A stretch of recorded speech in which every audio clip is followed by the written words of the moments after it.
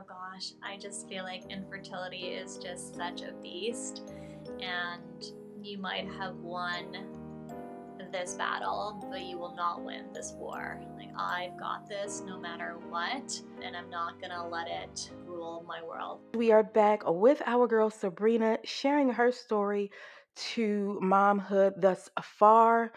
Thank you, Sabrina, again so much for coming on the show, being an advocate, being a voice. I know it's not easy to do this thing publicly, so I appreciate you. Thank you. Thank you so much for being here, dear. Of course, thank you so much for having me. So, we're going to keep it real light just to get to know you a little bit better. When did you and hubby meet? When did that happen for you guys? Oh gosh, this is a funny story. So Curtis and I are actually we're not married. My story kind of dates back a little bit before I met him. So I was previously married, and I had started this infertility journey with my ex-husband. And without getting into too many details, basically infertility, I always say, will either make or break your relationship, and unfortunately we kind of just went different ways, and so that relationship ended. But um, luckily it led me to my current partner, Curtis. And so we actually met just about a year ago.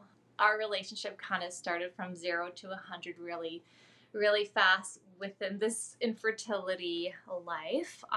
We met about a year ago, like I said, through a mutual best friend. So our best friend Sam, that I've known since childhood. Friendship kind of started off with just us chatting. We have like similar backgrounds in terms of relationships and wanting to have children and whatnot. So it really did start off on us wanting to just be there for each other. I didn't even think that I was ready for another relationship, but it was kind of built on that foundation of a friendship. And it was around American Thanksgiving of last year that things kind of just really started for us. And Curtis had known all about my fertility struggles and what I had gone through, because we had talked about it so openly. And so he knew everything that was going on. And at the time, he knew that I had still had 2 embryos that I had from my previous relationship, which I had to legally adopt. And so I had done that. And I had done one transfer before Curtis and I had started to date. And that one unfortunately failed. And so there was one left. And so as our relationship kind of started, he knew that my plan was always to transfer that embryo. It meant more to me than, it wasn't just an embryo to me. It was so much more than that. And we talked about it extensively. And he was there for me the entire time. And so that's kind of how we started. And the second transfer happened in January, February of this past year, and that one also unfortunately resulted in a failed transfer. And so the next kind of natural progression was to do another egg retrieval, and without any doubt, Curtis was on board and wanted to be a part of it. So we did that in May of this year with his sperm and our embryos and everything. So yeah, it's not a very conventional story. It's not one of those we met 10 years ago and this is what's happened. But I think it's a really beautiful and unique story, and I really wouldn't change it for anything. Listen, I am all for unconventional happenings, whether it's relationships, careers, anything, because I think it does make for a more interesting part of our lives and or just bringing on some new adventures, right? But I do want to backtrack just for a moment. And so can you tell us what your original diagnosis is and if anything has come up along since then that may be new? Yeah, of course. So I always suspected that I had endometriosis. And I always like, before I kind of talk about endometriosis, I always like to talk about the definition, because so many people have it wrong, and I'm such an advocate for it. And so endometriosis is when tissue similar to the endometrium grows outside of the uterus, right? And it's often found on the ovaries, it can be on your bowels, etc. And for me, unfortunately, it's been found on, I believe, 16 different organs, including my diaphragm. So I had it pretty bad. And so I always suspected that I had it, but as many of us with endometriosis know, we're often dismissed by doctors, and it can take on average, 7+ years to really get a diagnosis. And it wasn't until I started trying to conceive that I really got some answers. And so approximately 3 years ago, when I started wanting to build a family, I had gone in for an initial ultrasound. I just had a feeling something might be up, right? And very early on, they found what's called an endometrioma, which is an endometriosis cyst inside of your ovary. And I remember in that moment when the ultrasound tech told me that I had one, and she asked me, "What are you planning on doing with it?" I was almost in disbelief, and I was upset about it because for so many years I had been dismissed, and I was angry because though I didn't know a whole lot, I knew that it probably meant that I was going to face a lot of struggles. So it was in January or February of 2020 that I first was diagnosed, and really officially diagnosed through my excision surgery, which happened in May of 2021. So that's kind of the big one. So stage 4 endometriosis. And then in March of this year, I actually had a bowel resection due to the endometriosis, where they had to remove 15 centimeters, so that's 6 inches from my bowel. So they had to cut them and stitch them together. And so when people say that endometriosis is just a bad period, I just want to, say no, unfortunately, it's not. And it's so much more than that for many of us. So endometriosis stage 4 is the primary one. I also have adenomyosis, which is inside of your uterus, inside of the muscle, which I found out after my 2 failed transfers. So that's pretty recent. And I also have low ovarian reserve. So just meaning that I have, fewer eggs in my basket than I should for my age. So those are the 3 big ones that I can think of. Wow. Yeah. So you've had quite a ride these last 5 years or so. Wow. Wow. And you're dealing with all that in the midst of a situation that you're trying to get out of.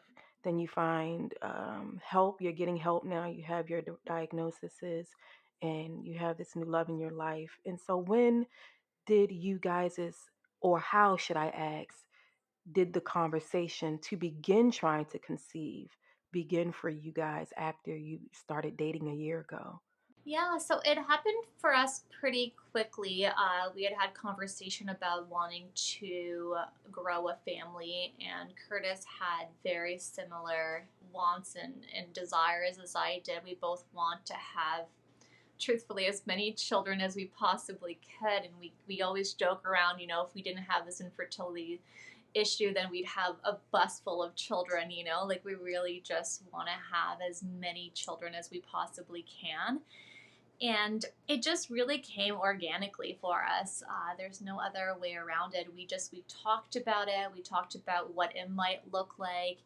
We talked about different options, whether it would be egg donation or embryo donation, sperm donation. We talked about adoption and whatnot. We really kind of touched on all of it. And at the end of the day, we just both said, to us, it doesn't matter where our family stems from.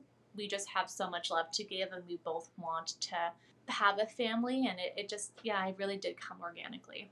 Compared to when you were trying to conceive previously and now, how do you feel emotionally? And do you feel like you're more prepared? So it's so strange. So I mean, I did transfer those 2 embryos, and they were genetically normal, and they were good grades, and we I had a well we I had a 70% chance of them sticking around, and they didn't, right? So when Curtis and I did a second egg retrieval together, I was both scared because I wondered, why didn't it work? It should have statistically worked. But at the same time, it also gave me a new hope because I kept thinking, this is a new round, new eggs, new sperm. Like, let's do this. This is us doing it together. and it felt more of a partnership than it ever had in the past, right? So it was definitely more exciting, and so we did that in May of this year, and we did the genetic testing again, and we came out with one normal embryo, and then one other one came back inconclusive. And so we had made the choice to transfer both of them just this past month, so in August of last month. And so we were really excited for that. We knew the odds were still low because they were both day sevens, and they don't quite understand why, but day sevens just have a low chance of pregnancy. The normal one had about a 20-30%, and then the inconclusive, they gave us about a 20%. But we said, you know what, let's put these two fighters together and give them the best possible chance. And that's what we did. And then, a few short days after the transfer, we did get a positive test, and we were super excited about that. First time seeing a pregnancy test being positive, and we were very hopeful. Um, and then with beta, our actual beta day when it happened, it was very low. And so we were very concerned about it. And luckily, this community is incredible. And we receive so many just stories from other people who also start off with low betas, but that progressed to a healthy pregnancy, right? So it gave us a lot of hope. It gave us a lot of just kind of strength to hold on to. And with every other beta, it kept rising. So we were very, very, very excited for that. And then, unfortunately, at around the 7-week mark, which was just last week, we went in and we found out that just the baby had stopped growing just a few weeks before. So it was about a week and a half, almost 2 weeks behind. And it was what's called a blighted ovum. So it's when the sac keeps growing, so you've got a gestational sac, but for whatever reason, the part that becomes the baby either gets reabsorbed or just doesn't grow. And so we don't know what happened or why it happened. Um, and that's kind of where we're at. So we're just processing it, taking it a day at a time. So it's been very difficult. Yes, and I'm so sorry to you guys for that loss. And you've never had a loss like this before, right? No. So losing M babies No. and then having an actual loss like this, the same but very significantly different because it offered Yeah. so much hope this time around, right? And these were your eggs this time, right? Yeah, yeah, yeah, yeah. So deeply sorry, and I know our friends will resonate and send their good love and vibes and everything to you. And so now you're in this place of the in between again and the unknown. And besides the devastation of it, how would you describe what you're feeling? Ooh, that's a loaded question. I think it depends on when you ask me what time of the day, because that can change, even by the Yeah, hour. yeah. Yeah, so today I'm feeling okay. I feel very heartbroken, and sad about what's happened, but I also feel very hopeful. We keep talking that we know that we're going to have our babies. We know that we will be parents. We just don't know how our story is going to unfold, and only time will tell. So, although I never like to say that I'm moving on because I just don't like the way it sounds, what we're trying to do is move forward, and that's just one day at a time. And right now, for us, it's making plans, um, and those plans aren't just medically related. It means, going apple picking and making plans with friends and going out to breakfast and doing all these things that make us feel normal. But it's also planning for another egg retrieval or another 2 egg retrievals, which we're kind of toying around with, right? So we might be doing 2 back to back. It's things to look forward to. Yeah. And I know it's not easy, especially with us moving. And well, by the time this episode comes out, we'll be right in the middle of all of the holiday seasons and the new year. Unfortunately, it's hard dealing with the unknown of infertility. And so, are you seeking mental health therapy to help you with any of your emotional well being? Yeah, so that's a great question. I really feel like therapy in general is incredible and I recommend it to everyone. I have done a lot of group therapies. For me, connecting with others within the community has been very therapeutic. I find it extremely hard to connect with others who haven't gone through this.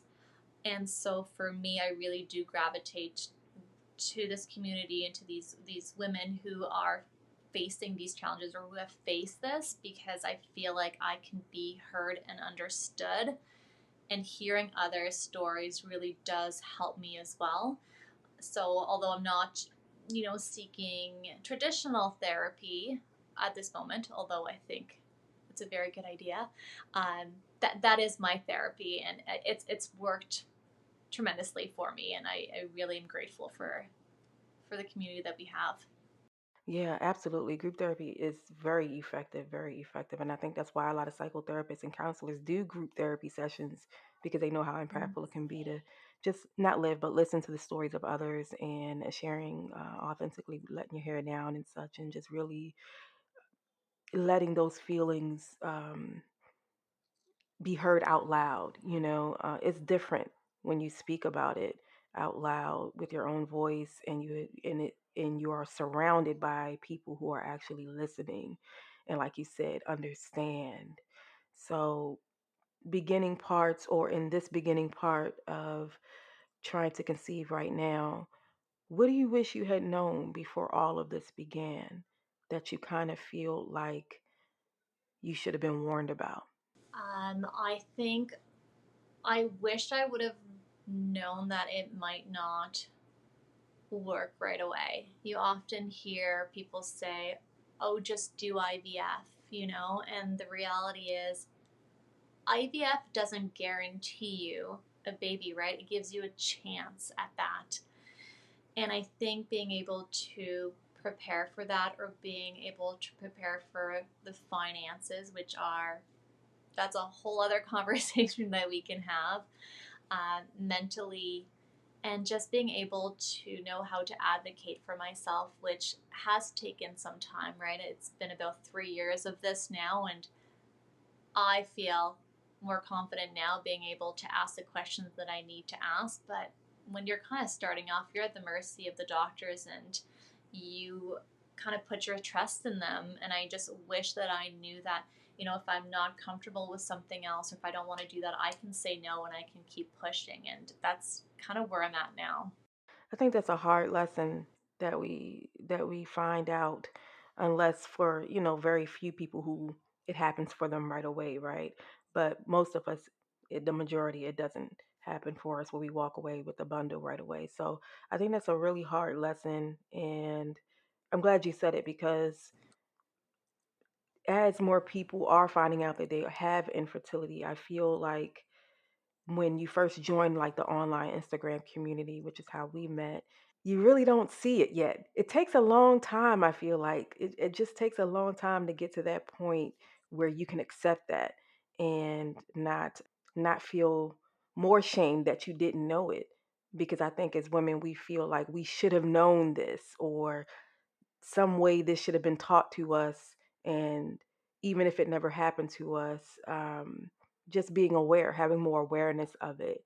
I think it's a lot of it has to do with the women we come in contact with personally not openly sharing that part of their life if you're close to them, whether it's a family member or a friend. So yeah, I definitely resonate with that, and I'm glad that you said that and you mentioned it. And how are you? How what do you what, besides doing things with family, friends, and Curtis? What else are you doing that kind of helps you persist and thrive and move through everything that you're in the midst of right now? This is such a good question. I mean, really, if I'm being honest, the last week and a half or so, I have not done a whole lot of anything. It's been mostly just trying to survive. And I spent a lot of days in bed, a lot of days on the couch, and it really starts off with doing the little things. So, getting out of bed, getting dressed, going outside for a walk, feeling that, crisp fall air, And today, I went back to work for the first time in 2 weeks. And so it's the little things. And I normally really enjoy working out, which is something it's been so difficult to do going through treatment on and off because I normally am a big runner and that's what I enjoy doing. And I haven't been able to do that. But, I was talking to my mom yesterday and she kind of encouraged me to start that again. And she's absolutely right because it's one thing that I do have control over, and it always feels so dang good, right? To move your body and to get those like natural endorphins. So definitely gonna do more of that. But right now, really honestly, it's just taking it a day at a time, and I know it'll get better, and it just takes time.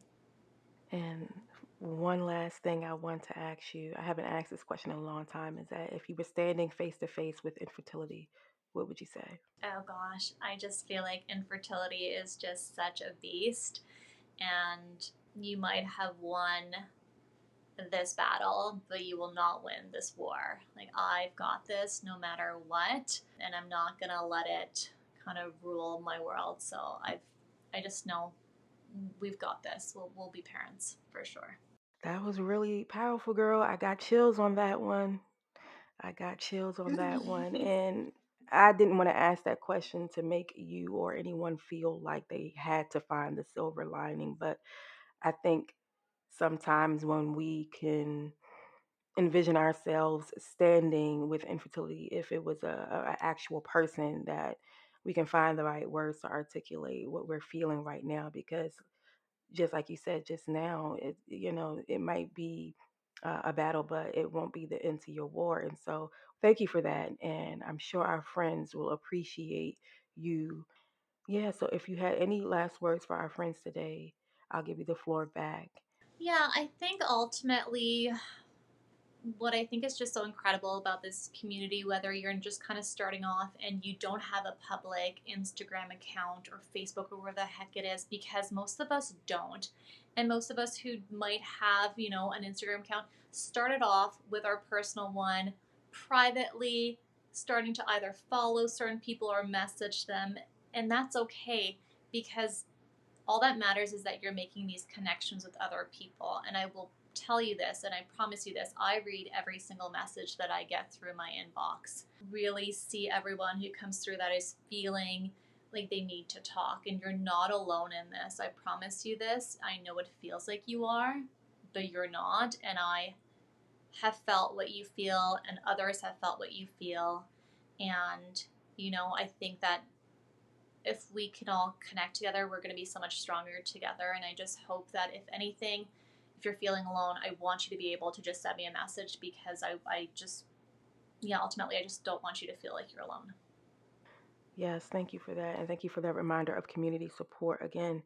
And you guys, I will have Sabrina's information in the show details for you to tap and go and connect with her on Instagram, follow along her story and where she is thus far, because she still is in the thick of things. And so we thank you, friends. And I thank you again, Sabrina, for giving us your time in your evening and sharing with us where you are. I know it wasn't easy speaking about your recent loss and not knowing where you kind of go right now from here, if and how long your break is going to be with you and Curtis. So again, I appreciate you for coming on the show.